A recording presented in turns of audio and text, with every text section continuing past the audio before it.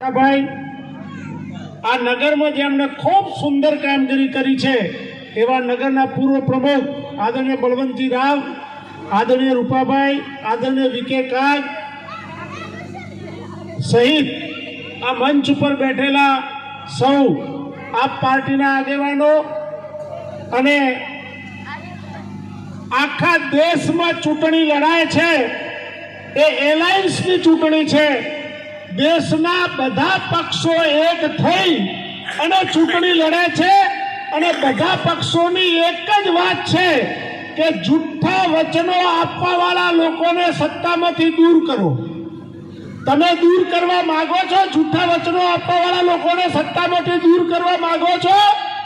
તો હાથ ઊંચા કરીને ખાતરી આપો કે અમે જ્ઞાનીબેનને મત આપીશું। પેલી બહેનો કેમ હાથ ઊંચા કરતી નથી? હજી નથી વોટ આપવાના? જ્ઞાનીબેન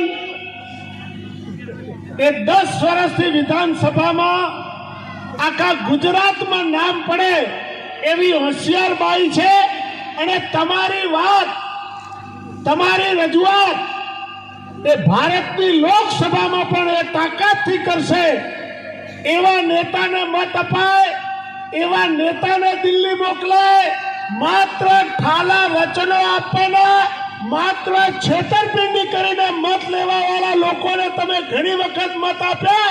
આ વખતે એના છેતરાતા। આ વખતનું વાતાવરણ બન્યું છે, દેશનું વાતાવરણ બન્યું છે, ગુજરાતનું વાતાવરણ બન્યું છે, બનાસકાંઠાનું વાતાવરણ બન્યું છે કે એક અવાજે લોકો પાનના ગલ્લે ઉભા હોય તો એમ કે છે જ્ઞાનીબેન જીતશે, હોટલમાં જમતા હોય તો એમ કે છે કે જ્ઞાનીબેન જીતશે। અરે બસમાં મુસાફરી કરતા હોઈએ અને કોકને પૂછીએ તો એમ કે જ્ઞાનીબેન જીતશે। તો તમે કોઈ પાછી પાની ન કરતા, કોઈની વાતોમાં ના આવતા, કોઈના લોભામણા વચનોમાં ના આવતા, માત્ર ને માત્ર જ્ઞાનીબેનના પંજાના નિશાન ઉપર બટન દબાવી અને જ્ઞાનીબેનને જીતાડવા માટેનો મક્કમ નિર્ધાર કરો। તો મારે તમને પૂછવું છે, મોંઘવારી ઘટી? મોંઘવારી ઘટી? પેટ્રોલના ભાવ ઘટ્યા? ડીઝલના ભાવ ઘટ્યા? અરે ભારતનો જૂઠો પ્રધાનમંત્રી એમ કહેતો હતો કે મને તમે 2019માં મત આપી દો, હું આ દેશમાં તમને 35 રૂપિયા પેટ્રોલ આપીશ। આપે છે? તો જવાબ આપવાનો સમય પાક્યો છે।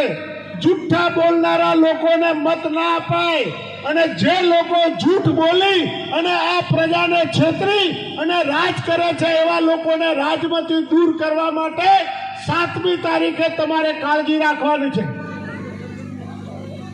કોઈ પણ માણસ એમ કે મેં વિકાસ કર્યો, મેં વિકાસ કર્યો, મેં વિકાસ કર્યો, મેં વિકાસ કર્યો, તો તમને એક દાખલો આલું।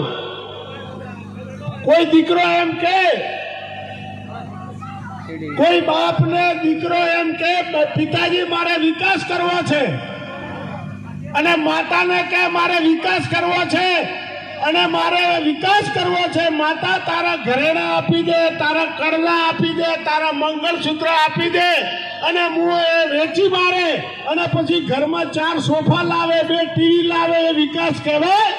અરે માના કરલા વેચી નાખ્યા, આ દેશને વેચી નાખ્યો, આ દેશની રેલવે વેચી નાખી, આ દેશનું તમામ વહીવટી તંત્ર વેચાઈ ગયું છે। આ દેશમાં એરોપ્લેનના તમે બેહવાના હતા, એ ભાવ જ્યારે 1500 રૂપિયા ટિકિટ હોય આજે 5000 છે। રેલવે સ્ટેશન ઉપર પ્લેટફોર્મમાં જાઓ તો 2 રૂપિયા હતા એને 50 રૂપિયા કરી નાખ્યા। આખો દેશ વેચી માર્યો છે અને કે મેં વિકાસ કર્યો, મેં વિકાસ કર્યો, અને આપણને છેતરે છે। એવા પ્રધાનમંત્રીના પદ ઉપર બેઠેલા નરેન્દ્ર મોદીને સત્તામાંથી ખસેડવો હોય તો બનાસકાંઠામાં તમારે જ્ઞાનીબેનને વોટ આપવો પડશે। અને જ્ઞાનીબેનને વોટ એટલા માટે આપવો પડશે કે જો તમારા વાત, તમારો વિવાદ, તમારી કોઈ પણ રજૂઆત દિલ્હીના દરબારમાં લઈ જવી હશે તો જ્ઞાનીબેન લઈ જઈ શકશે। અને 7મી તારીખે કોઈ છેતરાઈ ગયા તો પછી કહેશો મારી બેટી થોડકી ભૂલ થઈ ગઈ હો, થોડકી ભૂલ થઈ ગઈ હો। એ થોડકી ભૂલ ન થાય એના માટે કોઈની પણ વાતમાં આવ્યા વગર અરે લાલ પૂમતા પહેરીને કેટલાક લોકો આવશે, રોમ અલ્યા રોમ તો અમારા હૃદયમાં છે. તમે તો રોમને છેતરવા નીકળ્યા છો. તમે તો રોમને રાજકારણમાં લાવી અને રોમને ભાડુથી રોમ કરી નાખ્યા. હાચા રોમ તમારા હૃદયમાં નથી. હાચા રોમ તો કોંગ્રેસની પાસે છે કે કોંગ્રેસના રાજીવ ગાંધીએ રામના દરવાજા ખોલાયા અને રાજીવ ગાંધીએ રામ મંદિરનું ખાતમુહૂર્ત કર્યું.